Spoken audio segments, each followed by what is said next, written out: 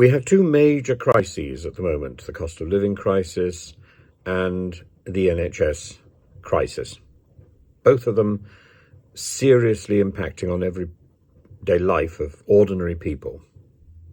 And what the COVID crisis taught us is that we are in a position to act quickly and decisively and to change things. We can change things, and at speed if we need to.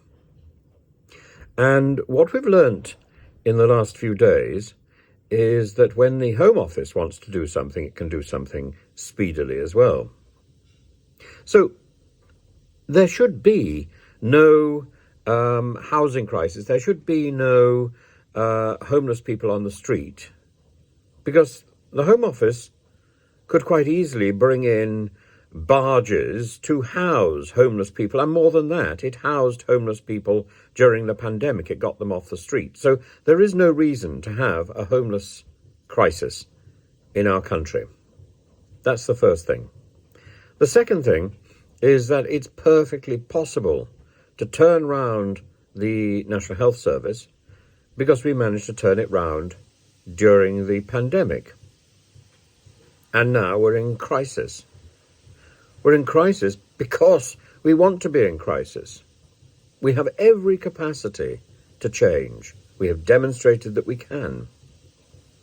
And yet there's a stubbornness on the part of the present government, obsessed with trade. Maybe the only ministry in the present government that is actually working effectively is Kemi Badenoch's. And that I would raise an eyebrow over some of the decisions taken, but I certainly don't raise an eyebrow over the sheer amount of work that is being done, over the efforts made by the civil services, by the civil servants in her ministry, by the sheer paperwork which is generated to make things move. And things are moving. I think also in number 10, things are moving. Why? What is the difference? What is the difference? The difference is very simple. The difference is that I think the civil service is being given the opportunity to look at projects and to develop information, to give reasons for what they're doing, to offer a range of solutions, rather than to be told to complete tasks and to provide only summaries of what they are doing. So we are moving from the stentorian Liz Truss approach to work, which is basically the sort of approach of a tired nanny or the housekeeper who's left in charge of the children, to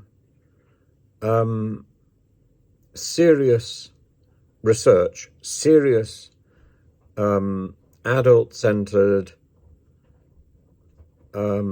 investigation in number 10 and in the Department of Trade. Those two are working.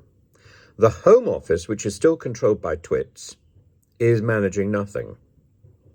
The Ministry of Justice, oh my goodness. You know, if you've got somebody at your helm who would prefer to be lazing around on Crete, soaking up the sun, rather than getting work done, how are you expected to do anything? If you have somebody who lambasts his staff simply for doing their job, when everybody is in terror of a dressing down, how do you expect to get work done? What we need to do is harness the talents. And I suggest that if we want to change the NHS, we look outside the system to try and find who could carry out an investigation, who could lead an investigation to see if there is, in fact, a way of directing the NHS towards a future, let's say in 6 or 7 years. And where would we find somebody to lead that investigation?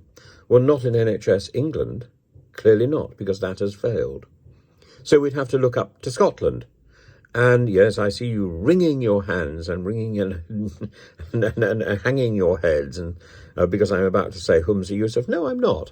No, I'm not. There are other people. There's a person who produced a particularly interesting report called Paul Gray.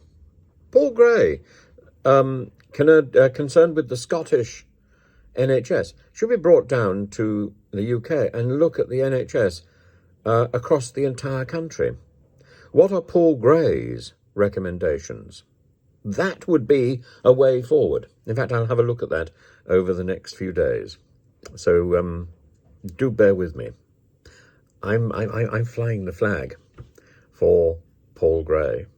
But somebody needs to do it. Somebody needs to fly the flag for somebody, because at the moment we're just counting the minutes until the next person dies. That's not the way to run a health service, is it? That's the way to run a funeral parlour.